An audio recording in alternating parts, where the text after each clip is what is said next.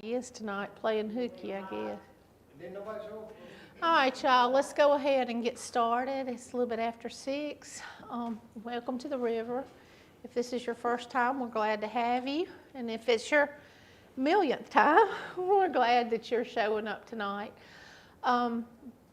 Just want to go over a few housekeeping rules real quick. If you have cell phones, if y'all would please mute them or put them on vibrate so as not to disturb our speaker. And if you need to take a call, if y'all just step outside and then get back in as soon as you can. We do ask that during the speaker's time there's not any crosstalk, and that y'all please do your best to be attentive, not going in and out for potty breaks and those type things unless you absolutely have to.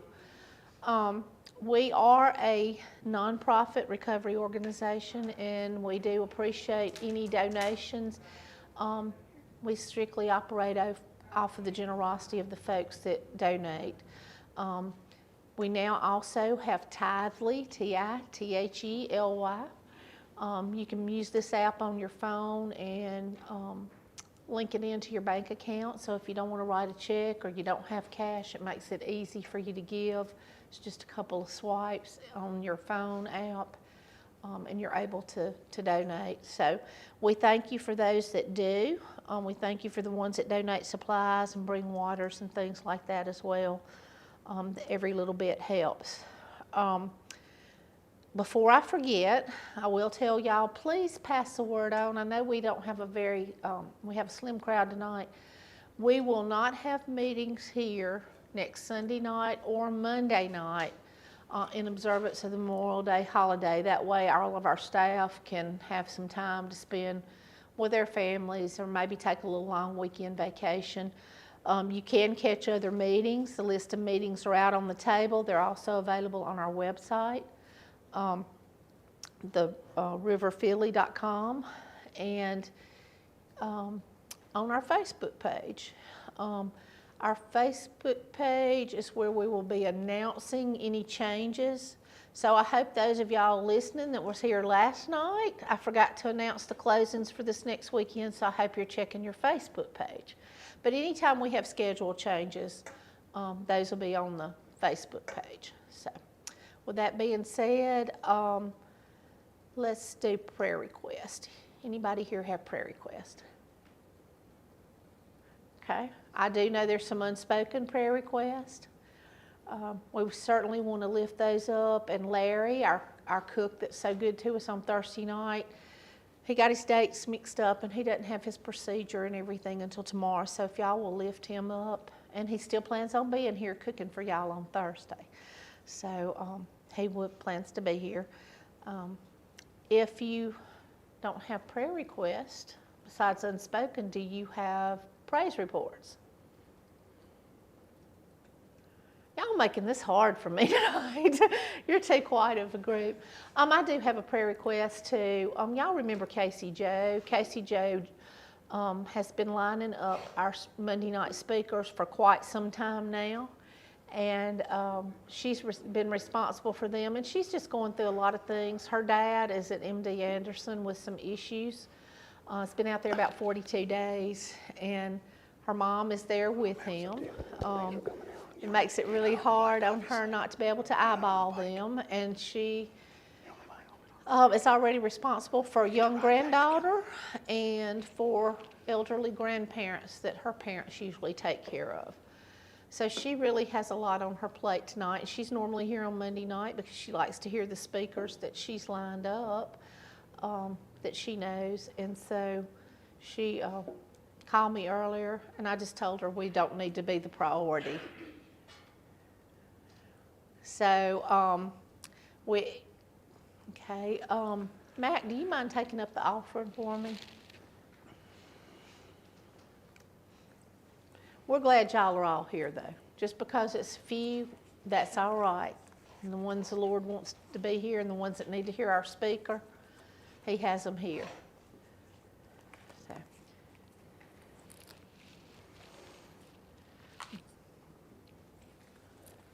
All right, appreciate that, y'all. When Matt gets through with that, we're going to go to the Lord in prayer, and then we'll do some hero bracelets. How about that? Thank you, Mac. I appreciate that. For those of you listening that aren't here, that are usually here, we miss y'all tonight. Hope to see you back week after next on Monday night, or at some meetings in between now. So let's go to the Lord in prayer. Father, I just thank you for this day. I thank you for all the blessings that you've given us, Lord. I thank you for each and every one here, Lord, and their testimonies. Thank you, Lord, for turning these messes into messages. And we thank you especially for our speaker, Terrance, tonight. Lord, I just lift him up to you, that you would give him the words that you would have to say for us to hear and for him to say. We thank you for the river and for all those that volunteer and give of their time so generously, Lord. We ask you, Lord, that you be with those that are in need of prayer, whether it's illness or those that have lost loved ones, Lord. Especially, Lord, I ask that you be with Larry. Give him traveling graces, and Lord, show him mercy and grace as he goes through this procedure, that the outcome of these biopsies, Lord, will be favorable. And Lord, I just pray that you'll be with Casey Jo and her family. I just lift her up, Lord. She's going through so much right now. And Lord, I just pray that you give her strength and comfort during this time. Be with her dad, Mr. Tim Cumberland, Lord. I just ask that you put your hands on him, Lord. I just pray that you heal him and restore his health, Lord. And I just thank you for all our blessings. Lord, I lift Barry up as he's not felt well in the last couple of days. Lord, I just ask that you just touch him and heal his body. Give him comfort and healing. And Lord, I thank you. I thank you for this place, and I thank you for these people, and I thank you for all our blessings, Lord. There's just too many to count. And I just praise you and honor you and love you. In Jesus' name, amen. Here we give away hero bracelets to mark sobriety milestones. And my hero bracelet person is not here, so I guess I get to be the hero person too. This is all by default, but if you have some milestones, please speak up. We start here with 24 hours to 29 days. So is there anybody here with 24 hours to 29 days? Okay. No? Yes, no? 1 month? 2 months? 2 months? Awesome! Congratulations.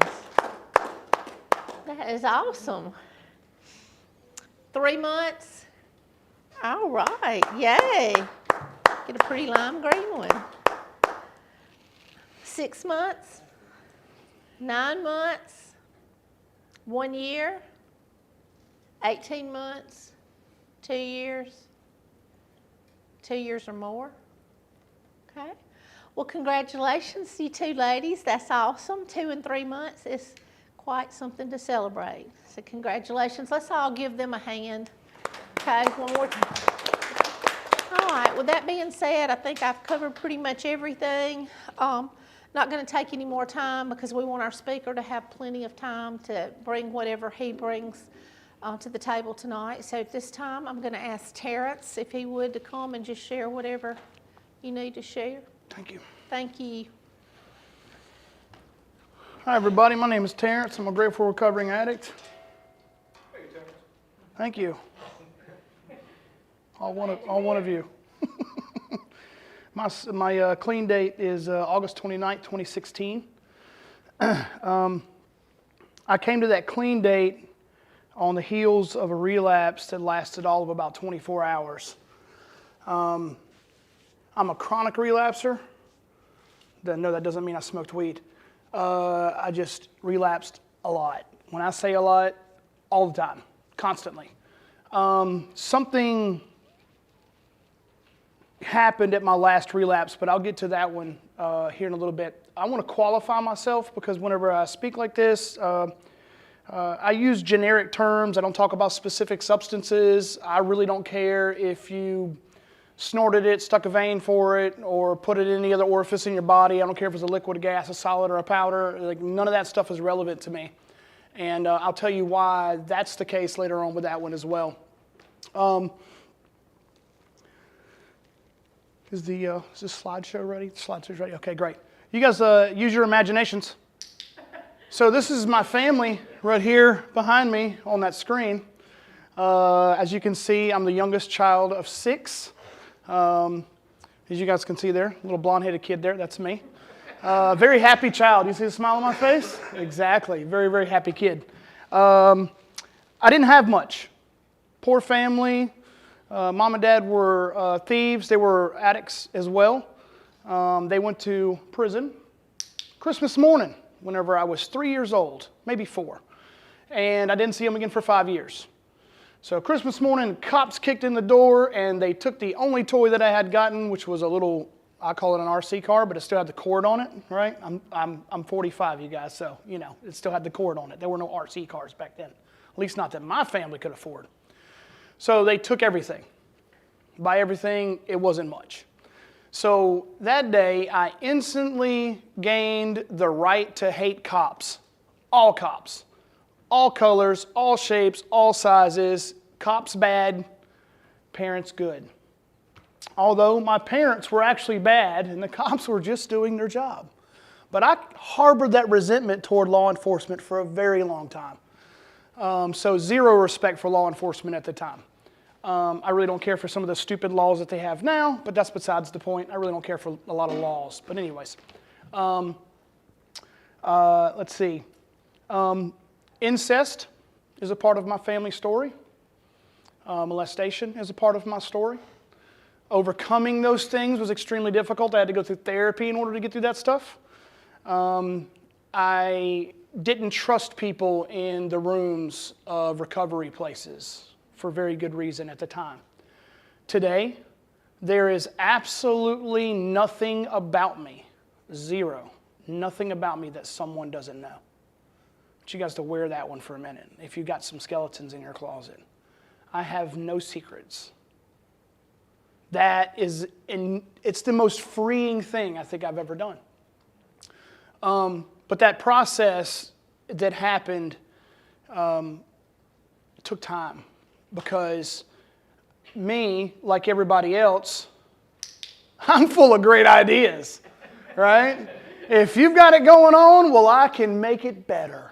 You run $1 million company, I can make you $5 million. But you know what I couldn't do? I couldn't hold a job. Unemployed and unemployable. I couldn't be trusted with my stuff, your stuff, her stuff, his stuff, anybody's stuff, because I was going to steal it. If it wasn't bolted down, and sometimes even when it was bolted down, I was going to take it. Because whenever the disease knocked, I answered. And it knocked all the time. My first drug of choice is like a lot of kids today. It was something really obscure. It's called oxygen deprivation. I don't know if you guys have ever heard of that now. No? A bunch of blank faces in the crowd. That's cool. It's when you hold your breath and you squeeze off your blood supply to your brain and you pass out. That was my first drug of choice. It was free and readily available. And I would fall out on the floor in middle school fishing because my body was like, you need to breathe. And I had shut off the oxygen in my brain. That was my first drug of choice. I say that one because it's not a drug that can trigger anybody else into thinking about a specific drug. But that was my first DOC.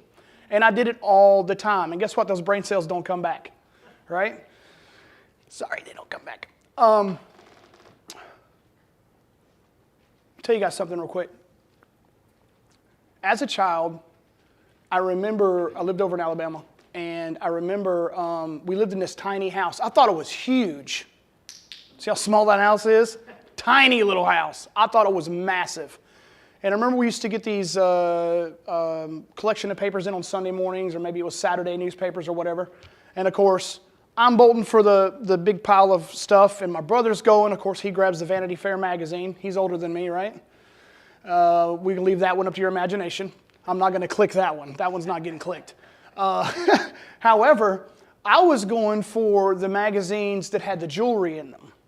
Because although I know that cheap watch that had like the nugget look to it, I know that was not a real gold watch now. But at the time, I thought to myself, man, if I could just get that gold watch, I would be respected and envied and people would like me. That's what was in my head. I never told anybody this, but that was the feeling I got inside. I didn't know that feeling existed until I got started in the step working process, and boop, there it popped its head up, and I was like, what? Like, who does that? Who thinks that way? I do. That's the way I thought. I've always used something outside of me to try to fix the inside of me. And recovery, if you guys haven't guessed it, and for those of you who are watching, if you haven't figured it out, it's an inside job. 100%, it's an inside job. God will do for me what I cannot do for myself, but He will not do what I can. Which means I'm responsible for doing my part. I can sit around and ask God to fix me all day long, but last time I checked, I've got to make the first move. When I make the first move, things can start to unfold, people. So I certainly can't have a closed mind about where my help's coming from, nor can I tell the help how to help me. And that's another thing. Remember I was saying that, like, I've always got a better idea, right? Oh, you've got 12 steps? I only need 3 of them. I don't need, number 2 makes me sound crazy, and I'm crazy when I want to be, but you can't call me crazy. That's my job. So, maybe not 2. 4, I'm not making an inventory, nor am I going to share it with anybody. I'm not doing those. And then I might pick and choose what I want to do later on with some of the other ones, but I was like, no, I'm not going to do it. And that was the reason I kept going out and coming back in and going out and kept coming back in. You guys, my recovery started my introduction to recovery happened in St. Petersburg, Florida. First time I ever went to detox. I went to a detox, and I found somebody worse than me to compare myself to. That lady was a mess. Oops, excuse me, dropped my clicker. She was a mess. She was shaking really bad. I don't know what kind of drug she was on, but I was like, wow, this lady is hard up. I'm not that bad. That means I'm good, right? So I compared myself mentally right out of the process, out of the gate, because I found somebody that was worse than me. Thus, I was better. Thus, didn't really have a problem. But I had to stay my stint while I was in there. While I was in there, this curly-haired lady came in. Nice looking lady, right? I know, use your imagination. It's supposed to be fun. She came in and we sat down because what I didn't realize, there was a long-term recovery program on the other side of the building. And these people flooded inside of the room. And I'm sitting there like, I didn't know what to do. I was just like, it's kind of weird. We're all in a circle, you know? And she started passing out these poker chips. And I just had this moment where I froze. And I flashed back to a few years before that. I was stealing my mother's jewelry, God rest her soul. I was stealing her jewelry, diamond cluster rings, diamond earrings. And I was going to give that stuff back. I was going to get it back out of the pawn shop, and I was going to give her stuff back, right? What do they say about the road to hell? Paved with great intentions, right? So there I am, see me? Rifling through her stuff, and I come across this big layer of poker chips, all the colors. And I remember pausing in the middle of active addiction, high on you name it. And I remember pausing and saying, God, please help my mom. She has a gambling problem. Please help her. Okay. Stuffed my pockets full, and I got on down the road. Fast forward a couple years, and there I sit in the middle of a circle, and this woman's passing out poker chips. And I was just shocked because it hit me that my mom was in recovery, y'all. Now, the only reason I wasn't living with my mother is because she was deciding to move, and in the process of her moving, she said, put your stuff on last, baby. She's like, I want to be able to get your stuff off early. I was like, okay. Didn't strike me as bizarre. Now, mind you, I'm the guy that can sneak my hand in between 2 mattresses and count out $20 in $1 bills while she's sleeping. Those are the things that I'm doing to my mom. Now, I don't know this, but she's in recovery. So she's doing everything she can to help me and still not love me to death. Because people will empty their lives trying to save us. They will empty their lives. They will give us everything that they have in hopes that we get better or something changes. But it rarely does. We either die or they just go broke. I went inside to grab my stuff. I walked out with a box. See that? Just one guy, one box. As y'all can see, my mother's already got the door closed on the back of the U-Haul and locked. And there I stand with my box. My mom's 5'2". She planted one of those big old wet mama kisses on my cheek. She held my face. She said, I love you, baby, but I gotta go. She put the dog in that U-Haul and she drove off. And I stood there like, what about me? Like, what am I going to do now? Like, I needed her. She didn't realize this, but I needed her money. I needed her house. I needed her food. I was so codependent on that relationship. When she left, I found a different relationship. And after that relationship failed, I found another relationship. And I was really good at manipulating people. Master manipulator. I would tell you whatever you wanted to hear. I would be whoever you wanted me to be. You want me to be a gold nugget watch? I'll be that guy. You want me to be the guy who fixes your yard and you let me sleep on your couch? That's great. You want me to sleep in your bed? That's even better. Now I've even got another leg on the manipulation now. Because one of the worst types of dope is two-legged dope. That's right. Sex is a killer, y'all. it's dropped many a person in the wrong place, right? So as this process has continued, guys, I found myself, I've been to 7 treatment centers. I don't even know how many times I've been to detox, and I've also been one stint in the state mental institution where they put me in that room, had that jacket on where I couldn't stop hugging myself. You're right. When your butt itches, you can't scratch it. You just drag it on the floor. That's real talk. You just kind of drag it across the floor. Works for dogs. I got my introduction to the 12-step program that I frequent all the time, and I'm not going to say it because I'm on the air. I'm not a spokesman for any recovery process, but I will tell you that I found one that works for me, and it does include the 12 steps. When I got involved with that recovery process, I didn't realize how simple it was because I was so used to complicating everything. If I touched it, I destroyed it, right? So again, back to the manipulation thing. In and out, in and out. My introduction to the 12-step process, actually going to meetings, should I say, started in 2002. I didn't even start using drugs, you guys, until 1999. That's how fast I bottomed. I know people who used for years, like 20, 30, 40 years. I bottomed in 2, right? Because when the disease said go, I went. When it said steal that battery out of that car in the middle of a thunderstorm at 145 pounds at 6'1" and slop it to the dope man, that's exactly what I did. When it said punch that guy in the face and take his dope, that's what I did. Let your imagination run wild. Whatever it told me to do. So it said go, and I went. But when I got in the rooms, you guys, I started noticing that something was different about the people who were in the rooms. There was something genuine that I couldn't put my finger on it yet because I still had too much head trash, way too much head trash. And I just remember, man, I wasn't comfortable with y'all. That's just all there is to it. I wasn't comfortable. But I wasn't comfortable getting high anymore either. But I didn't know how not to be there. I wanted desperately not to be there. But I didn't know how to be here either. Because I didn't feel like I fit in. I felt like an outsider. You guys, I'm going to digress real quick. In the midst of my active addiction, now mind you guys, I've got 7 years clean, so you guys do the math. I've wasted a lot of time. I've wasted a lot of time. It's 2024, y'all.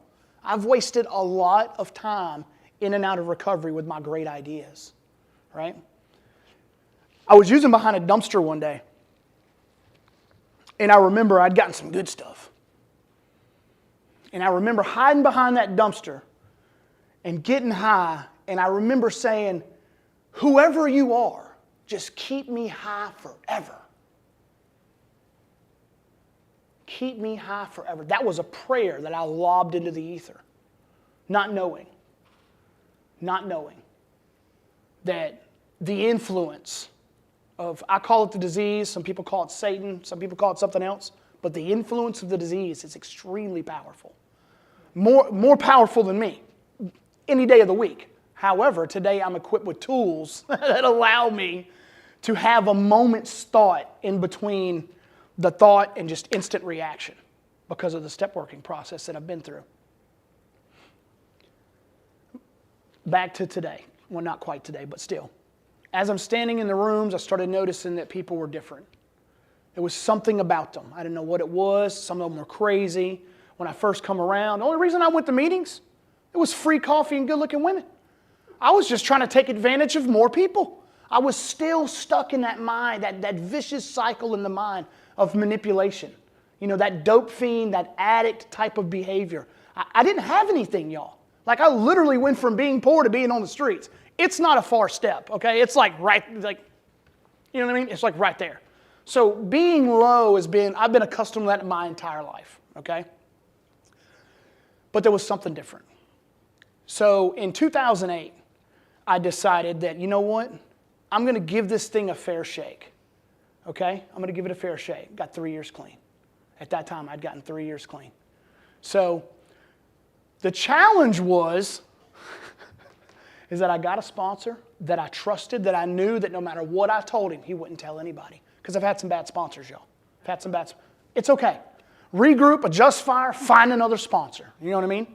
Because only a fool goes at recovery alone. I promise you that. You think, I'm just going to do it by myself. Good luck. Tried it, been there, done that, doesn't work. Got the t-shirt and sold it for another one. Right? Right? When I was in the process doing step work, admitting my powerlessness, admitting my insanity, admitting that there was something greater than myself that wanted me to be alive, and trying to figure out not exactly what that was, but how it was that I could listen better, things started to change. I started to realize that I wasn't the center of the universe. Because self-centeredness is the core of my disease, y'all. I am self-centered to the core. If a person looks in my direction, they're looking at me, not mentioning that their family's behind them, over here like waving, and I'm like, well, what's going on, you know? And that's not even what's happening, you know? Because my brain, it's all about you, man. It's all about you. In reality, it's not all about me. People cut me off in traffic all the time on my motorcycle. No, they don't. They just cut off some guy on a motorcycle. They're not cutting me off. They didn't wake up and like, I want to see if I can find Terrance today and just, drive in front of him. Nobody did that. They just happened to cut off a guy on a bike. It doesn't happen. Things don't happen to me very often anymore. They're just happening. I happen to be in the process of whatever that's going on. But it doesn't happen to me. Do I still get upset about it? Of course I do. A guy almost killed me. He cut in front of me on my motorcycle in the middle of the rain. Anyways, I digress.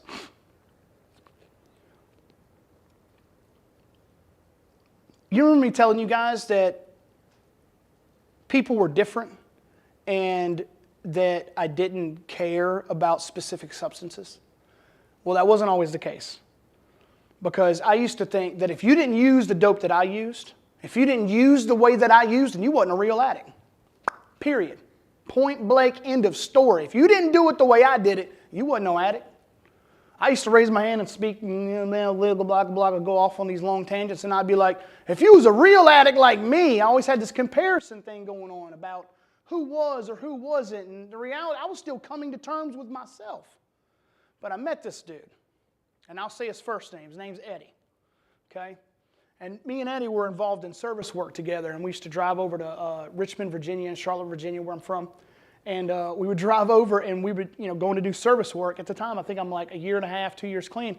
And I remember asking Eddie one day, I said, hey, man, what was it like the last time you got high? And of course, I'm in the back seat, and I'm looking at his eyes in his mirror. And he says, man, whew. He said, man, I was sitting there in my house, man. I had all my paraphernalia ready. He said, I remember I had my using utensil in my hand. He said, man, and I didn't want to do it. He said, I prayed to God I wouldn't get high. He said, and I still got high. And I was like, damn. Like, I could feel what that dude was talking about because I cried over my dope, y'all. I didn't want to get high no more. But I didn't know how not to do it. God knows I wanted desperately not to be there. A couple years later, I found out that Eddie only smoked weed, y'all. Exactly. I found out that Eddie only smoked weed. But Eddie was in the exact same place that I was at with the dope that I used. And I said, that's it. I am not going to view dope different anymore. It's all dope. It doesn't matter what it is. Two-legged dope, alcohol, it doesn't matter what the dope is. It doesn't matter if I held my neck for it. I was chasing it. And it had control of me.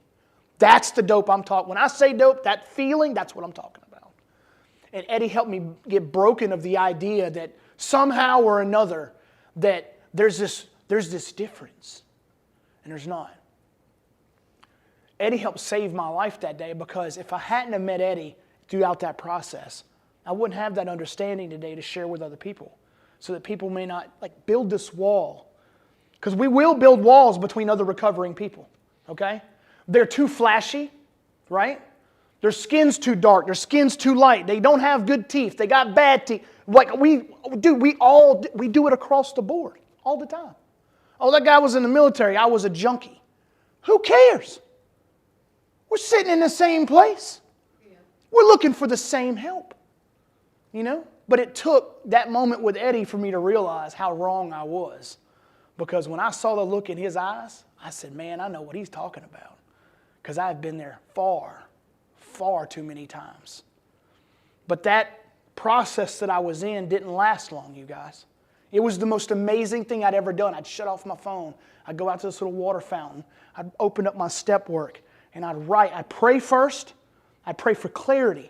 God, just give me some clarity, man. I don't want to be sitting here with squirrels in my head. Just help me out here. You mind? And I'd start writing. And before long, man, I'd have 2, 3, 4 pages racked out, man. Racked out. And then something amazing happened in a meeting one day. I heard a woman share my story. She was talking. I was like, who is this sharing? That's me. That's my story. And I had to have her, y'all. She had to be mine. I replaced my higher power. I replaced God with that woman. Completely replaced. Everything she did, I had to be there.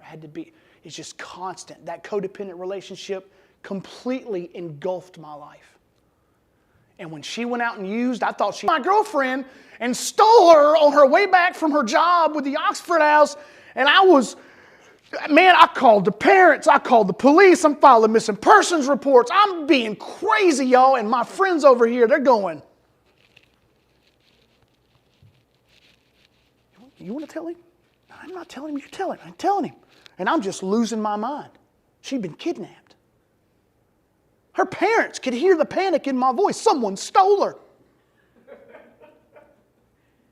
Guess what she was doing? Call it out if you know. Say it. Say it out loud. She was getting high. Without me. How dare her?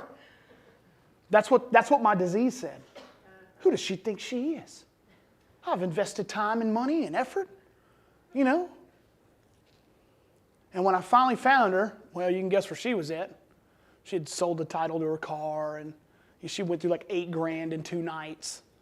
Right? She got the me habit, you know what I mean? Eventually we wound up using together. And that was a whole nother, the worst part of me come out, right? Because I had been years in abstinence. And I promise you this, to anybody who's listening or you guys, this thing that lives inside of our brain, we will never be rid of it. We just learn to rise above it, live with it.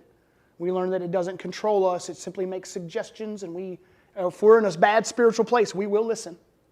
Right? Our spirituality is contingent on our recovery, and if we don't have spirituality in our recovery, it's going to take control eventually. It's patient. It's very patient, man. It's like a hunter waiting for a turkey. If you guys have ever been turkey hunting, it's a very patient hunting. I'm like, I can't even do it. I'm like, too much noise, too much waiting. I'm falling asleep. Just forget the turkey. Let me shoot a deer after I've laid a bunch of corn out. That's easy hunting. It's not even hunting, it's just shooting. I guess I'm the deer, and the disease is the hunter in that scenario. Because it just sprinkled out some good ideas, and I was like, ooh, great, some corn. So I went back out, and in that process, my dad got sick. I moved to Mississippi, and I drug her with me. Right? I could fix her. I'm going to fix you. Come to Mississippi with me. I didn't fix her. I started using again. Robbed my dad blind on his deathbed. Eventually he died. And I go to his gravesite often and still apologize, waiting for something to happen inside of me where I realize that I don't have to torture myself with that anymore, that I know that my dad forgave me when he was alive. So it's one of those processes that I go through that I've been taught about in recovery, which is the start of the step working process. I mean, now I'm step 8, okay? So when I go there, I know that I can't make amends to my father. All I can do is live differently, but I still feel the urge to say, man, I'm really sorry, dude. I apologize, man. I ruined our last moments together. But I know I get the feeling like, nah, it's okay, bro. Like, you're good. But I still show him like, man, I'm so sorry. Like I can't, you know what I mean? It's like one of those things. If you've lost a parent and you were in active addiction when it happened and you were taking advantage of them, you know exactly what I'm talking about. But it's nothing to use over. It's just a part of the process. I'm still grieving the death of my father, to be honest with you. I'm not in denial about it, but it's still like I miss him, Sometime later, my mother passed away, about a year later. And guess what I did when my mom died? I went and used, of course, right? Because that's what an addict does, you know what I mean? Like, whoa, my mom died, I've got to go use. As a matter of fact, I was using before my mom died. When I left Hattiesburg and drove to Louisville, Kentucky, I Googled where the worst neighborhood in Louisville, Kentucky was as I was holding her hand, stroke victim. And when they came in to give her a bath, I didn't say, she doesn't need a bath, she's dying. I said, yeah, Mom, get your bath. And I pried my hand out of her hand. The only thing she could do was this. She was on a ventilator. The only thing she could do was raise her thumb. Mom, do you want to live? Yes. That's all she could do.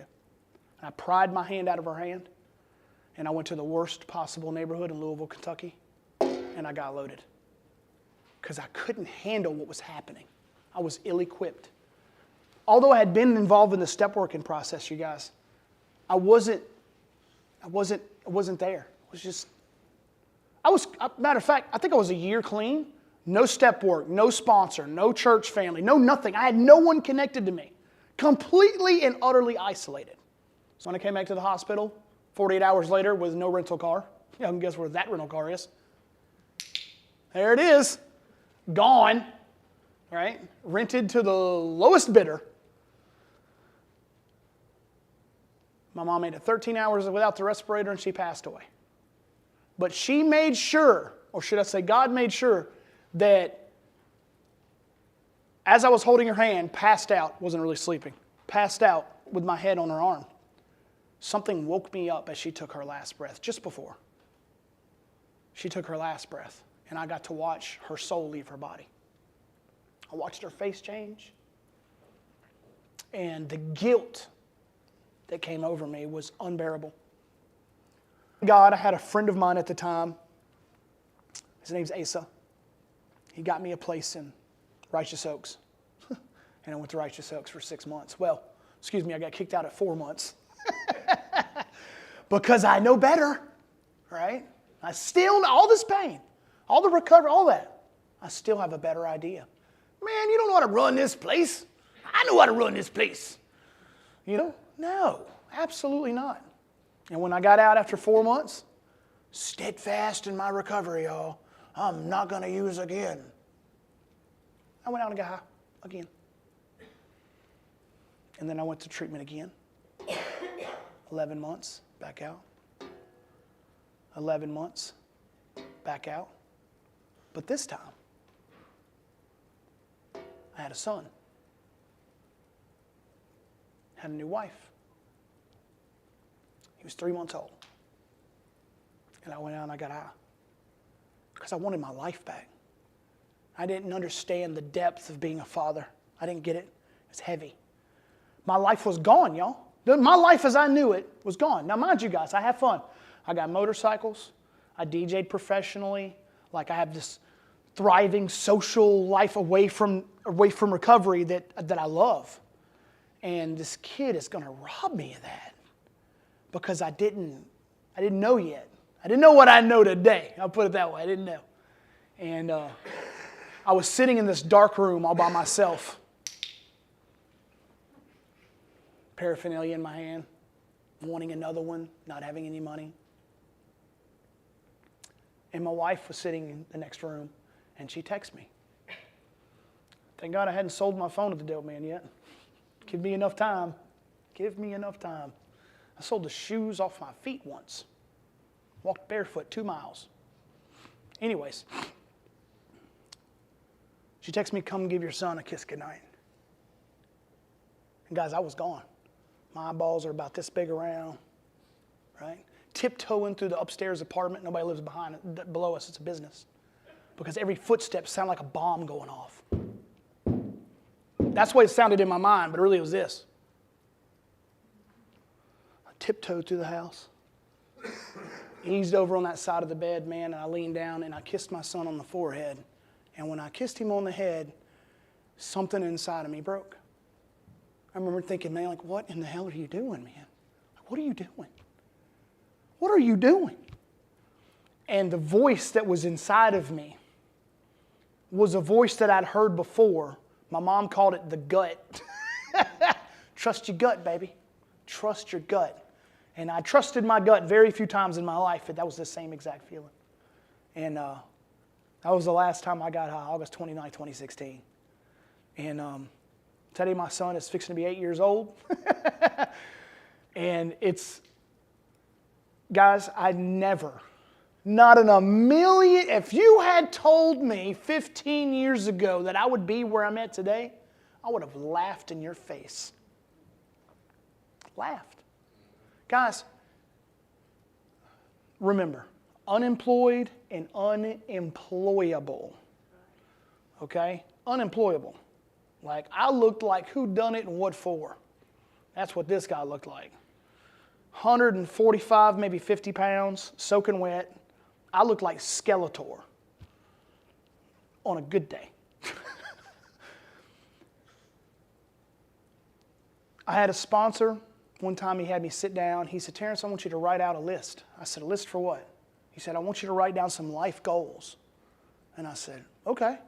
He said, I want you to do you a group for 1 year, do you a group for 5 years, do you a group for 10 years. He said, and if you want to go further than that, you can. He's like, but write it down. I wanted to get my credits. Look, I'm like brand new in recovery. I want to get my credit score up. I want to buy a house. I want to have some kids. Like, I had this, you know what I mean? I had like the list, you know what I mean? And it's crazy. I've taken some direction from people. And I don't like listening to people. Not unless they're saying it the way that I want it to be said. Right? Remember me saying, try to tell the help how to help me? I'm really good at that. I've been clean 7 years. I've been on my job 10 years. Right? I've been on my job 10 years. Guys,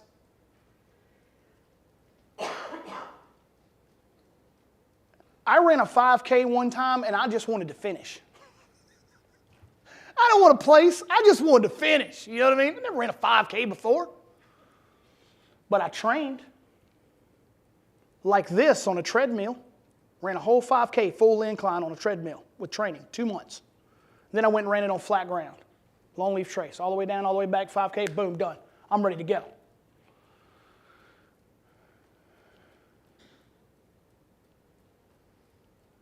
When I finished my 5K, you guys, I finished 8th out of 250-something people. 8th.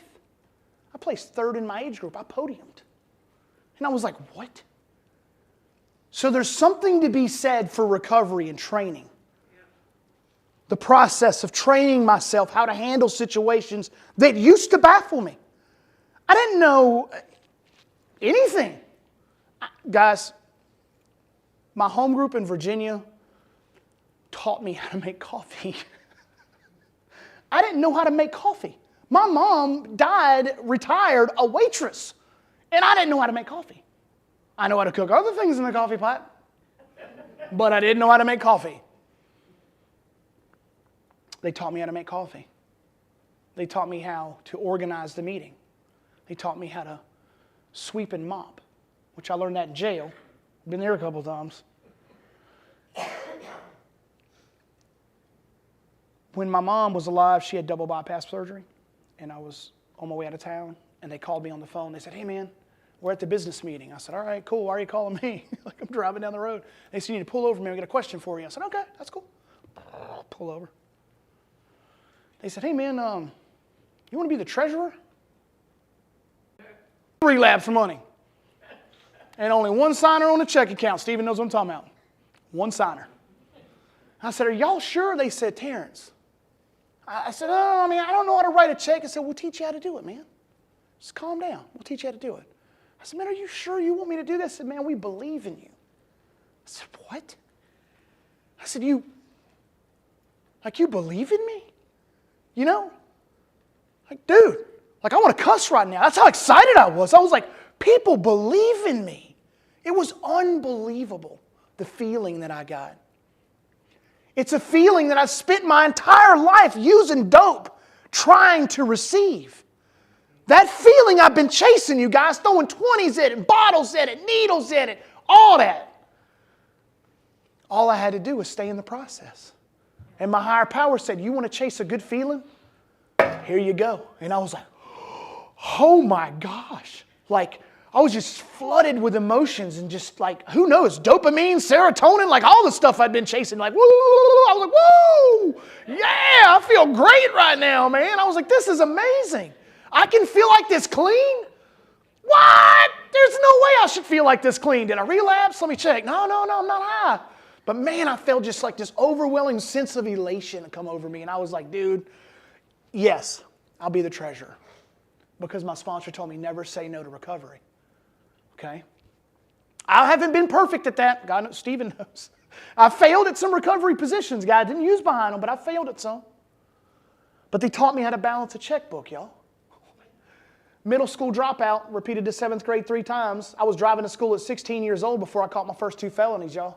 7th grade, 16 years old, driving a Mercury Grand Marquis with those giant doors. You know what I'm talking about? The door's so old, when it opens, it falls 4 inches. You got to close it up. Just aged myself. Anyways, they taught me how to do it. And they taught me how to chair a meeting. They taught me everything, dude. My recovery people have taught me how to live. Everything that I have is because I participate in the process of recovery. I don't sit outside the circle no more, y'all. Remember me telling you guys I didn't fit in? I'd sit outside the circle, waiting for someone to invite me to go bowling, waiting for someone to invite me to go to coffee after the meeting before the meeting, the meeting after the meeting. If nobody goes to the meeting before the meeting, I implore you go. That's how you find out about the meeting after the meeting. Right? Show up early, leave late. Isn't that how I showed up at the dope man's house? Of course, be here at 3, there at 2:20. Hey man, you got another one? Tell me to get out. Guess what I did? I didn't leave. So I used that same process in recovery. I come early and I leave late. I mean, it worked out there. I'll tell you what doesn't work out there that worked in here. I'll tell you what I thought worked out there that does not work in here. Lying, cheating, manipulating, or as a lot of us call it, dope fiend moves.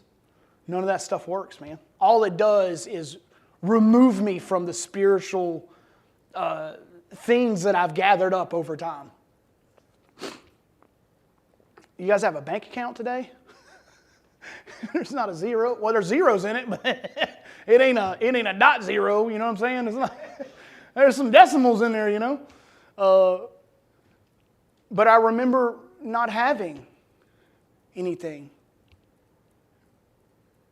Wanting a job, couldn't get one. What does your employment history look like? Just like lie on there. Cut a tree, you know. Terrible. Couldn't get a job at McDonald's. That's how bad it was. Like, completely unemployable.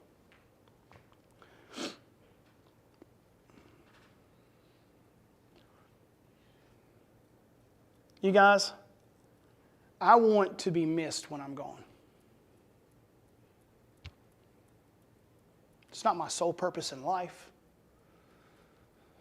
But I've been to some funerals, man. It's like 2 people, you know? And I'm like, well, that got me a lot of people really mad. You know what I mean? So it got me a lot of people really mad. And I've been to some funerals of some people who like touched some lives, man. And I'm like, that's how I want to go out, man. You know what I mean? I want people crying. I want people laughing. I want people to be there, man.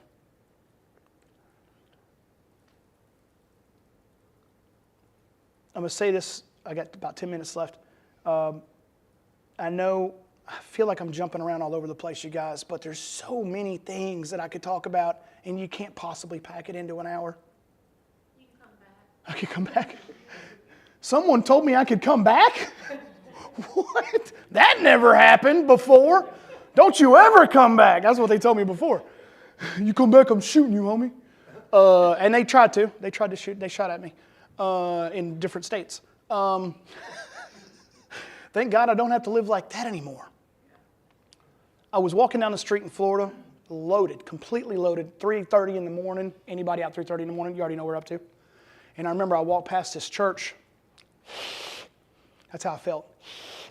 But there was this billboard outside, the little sign. They put the signage up. That's always got some cool catchphrase on it, And it didn't have anything cool on it. It just said, God bless our troops. May they never be forgotten. I remember just stopping there. And I fell to the ground. I started crying. And I said, God, I want to be useful, man. Can you just make me useful? Everything I touched turned to crap, y'all. Everything. People ran from me. I was like the plague, I just oozed negativity. I stole everything. I lied to everyone. I manipulated everyone. It just wasn't good. And I was like, man, just please make me useful. That has taken some time, y'all. That takes time.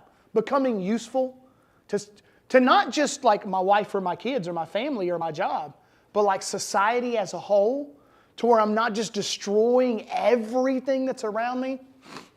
That's probably one of the biggest blessings that I've received, you guys, is that people call me on the phone.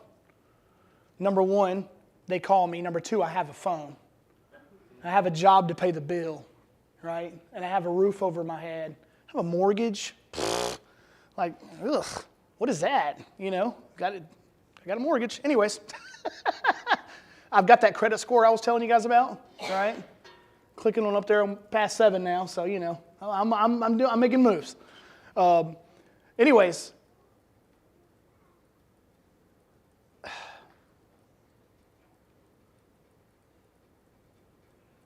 when I asked to be useful, you guys, I didn't know what I was asking for. So, there's a part in our literature where it talks about sometimes we'll ask for things, but then we'll have to pray for its removal because we weren't ready for what it was, right? And when I asked to be useful, God listened. Now, when I was behind that dumpster using and I said, just keep me high forever, that wasn't God I was praying to. I promise you that. But guess what? It listened too. And it's always there, man. It's always knocking. Trying to figure out some new way to get me back out there. Because, guys, this thing that rests between my ears, it doesn't have any hands, feet, lungs, eyes, elbows. It doesn't have a job. It doesn't have a car. It doesn't have a house. It doesn't have anything. It has to convince us to put the dope in our body so that it can get high. Because that's all it wants. And it lives right here. It wants to get high. I don't want to get high anymore. If I wanted to get high, guess where I'd be at? I'd be getting loaded, right? Some of you guys are like, what is he talking about? Chew on that one, digest it a little bit. It's amazing, right? So whenever I got involved with the recovery process that I'm in now, you guys, I learned about this group of people who would carry meetings into facilities that don't have access to regularly scheduled meetings. And I was like, this is my house. This is where I belong, man. Like, this is the coolest thing ever. I get to help people come even to the smallest understanding of what's happening. Just maybe even a small one. Maybe they need to hear the fact that someone's overcome the things that I went through as a child. Or that they've learned how not to be resentful toward police, although they took their parents to prison at a young age. Or harbor ill will toward their brother or their uncle because of whatever may have happened, or their sister, or whatever, or abusive father, like whatever, right? Maybe, just maybe I can help someone. Maybe. And when I get asked, or we like have a time to go in somewhere, man, and I got time to go, man, and I go in, guys, I go in, dude. Guys, when I used, I went hard, y'all. I went hard. So when it comes down to my recovery, guess what? I go hard, y'all. Remember me talking about the things that you could use that were out there, that apply in here? How much effort did I put into using, y'all? How much effort did I put into chasing that stuff, man? I put in all kind of effort, man. Cost me everything. But without recovery today, guys, I have nothing. Zero, zip, zilch, nada, I have nothing. Everything is hinged on my recovery. Everything, my family, my wife, my job, my kids, my club, everything. If I use, all that's gone. I'm going to use every bit of that stuff as a tool to continue to get high. I'm going to lie to my boss. I'm breaking into the warehouse. I'm stealing everything I can steal if I start using, y'all. Y'all better run. Hide your kids, hide your wife. Y'all remember that? Yeah, y'all don't remember that. I just dated myself again. It was a meme back in the day on the internet. Anyways, auto-tuning the news. Weird stuff. Anyways, it's going to end. It's going to end bad. Yeah. So if I'm not this guy, when y'all see me, if I'm not smiling, joyful, if this guy is there and not this guy, run. I promise you, run, because I am on one and it's not going to end well. I'd like to thank the River for asking me to come out to speak, and I had some friends who showed up to help support me. I'd like to thank them too. You guys, anybody listening, anybody watching, especially you guys in here, man, if there's something that you're going through, you don't have to go through it alone. Only a fool goes at recovery by themselves. An absolute fool. That's right. And I've tried it before, and guess what? Doesn't work. Take a look at that guy. Doesn't work. Use the same energy that I use chasing. Y'all use that same energy that you use chasing in recovery. You won't have any problems. Follow the directions. The program is laid out the way it's laid out. If you follow the Jenny Craig program and you're overweight, guess what's going to happen? You're going to lose weight. Thank you. Yeah, there you go. One guy. Woo. It's interactive. Y'all didn't know that? You're going to lose weight. If you follow a program of whatever the program is, keto or whatever, you know what's going to happen? The program that you follow is going to work. Is it going to be hard? Of course it is. It's pretty simple, though. 12-step process is the same. Get involved. Get a sponsor. Follow the process. Stop coming up with great ideas. They're not going to work, right? And I'll have success through the recovery process. I'm living proof. I couldn't stay clean 5 minutes.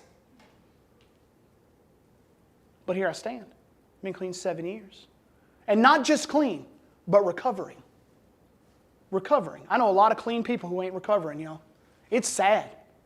Wasting time, dude. Just wasting time. Oh, I'm not getting high today. I must be fine. That's not the case at all, you guys. Stay strong. Stay positive. Stay prayed up. Thanks for letting me share.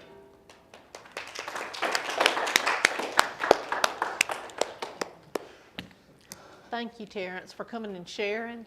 Welcome. We do want you to come back. For those out in Facebook land that's listening tonight, I hope you've been inspired. For the ones that are here, we know why you're here. You know why you're here. Somebody needed to hear the things he had to say to encourage. You're talking about relapse, and you know, we here believe that you have hiccups. Now, there are relapses, but if you miss one day, you may mess up for one day. As long as you don't stay there and you keep following the process and moving forward, eventually you're going to succeed.